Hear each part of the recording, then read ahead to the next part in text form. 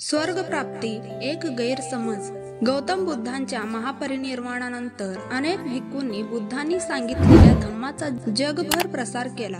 अशीच एका बुद्ध भिक्खूंची ही कथा। एका गावात एक भिक्खू भ्रमण करत होता। पलीकडे बोकडाच्या करुण आवाजातल्या ओरड्याने त्या भिक्खूचे पाय त्या गावातील मिरवणुकीकडे खेचले गेले। बोकडाचा देवाला बळी देण्यासाठी सगळी तयारी सुरू होती। बोकडाच्या गळ्यात माळा होत्या, कपाळावर गंध होता। मिरवणुकीतही सगळी लोक वाद्यांच्या तालावर नाचत होती, देवाचा जय जयकार करत होती। हे सर्व दृश्य पाहून भिक्खू त्या मिरवणुकी पुढे गेला। भिक्खूंनी विचारले की हा काय प्रकार आहे? गावकरी म्हणाले, महाराज, देवाला बोकडाचा बळी देण्यासाठी ही मिरवणूक चालली आहे। भिक्खूंनी विचारले, या बोकडाचा बळी देण्याचे कारण काय? गावकरी म्हणाले, देव खुश होईल, देवाला त्याचे नैवेद्य मिळेल आणि आम्हाला त्याचा कृपा प्रसाद मिळेल। आम्ही सगळे आनंदात सुखात सुरक्षित राहू। तुमचं ठीक आहे, पण तुमच्या सुखासाठी आपला जीव देणाऱ्या बोकडाला काय मिळेल? असे भिक्खूंनी विचारले।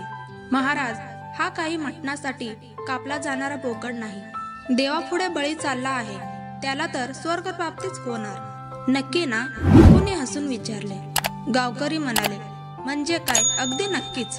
मग बोकड आनंदाने उड्या मारायचा सोडून असं केविलवाना ओरडतो का आहे? भिक्खू म्हणाला।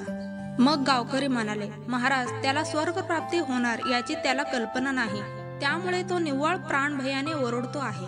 भिक्खू पुढे म्हणाला, त्या बोकडाला स्वर्ग म्हणजे काय ते माहिती नाही, त्याला स्वर्ग सुखाची आसही नाही, त्याच्यासाठी कदाचित ही पृथ्वीच हा स्वर्ग असेल। त्याला माहिती नसलेल्या नको असलेल्या स्वर्गाची तरी जबरदस्ती का करायची?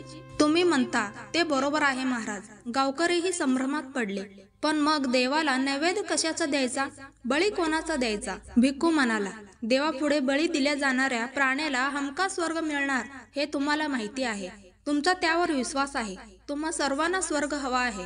आताचे आयुष्य जगून झाल्यानंतर आपल्या कर्माने तो मिळेल याची खात्री तुम्हाला आहे ना? मग ही स्वर्ग प्राप्तीची सुवर्ण संधी तुम्ही का सोडता? तुमच्यापैकी एखाद्याने द्या की मान सूर्याखाली। भिक्खूचे ऐकून सर्व गावकऱ्यांच्या लक्षात येते, त्यांचे डोळे उघडतात आणि भिक्खूंची त्यांची माफी मागत बोकडाला सोडून देतात। गौतम बुद्धांनी लोकांमध्ये स्वर्ग आणि नरक या भंपक गोष्टीबद्दल असलेली भीती दूर करण्याचा सतत प्रयत्न केला होता। अशी शिकवण सर्व भिक्खू संघालाही दिली।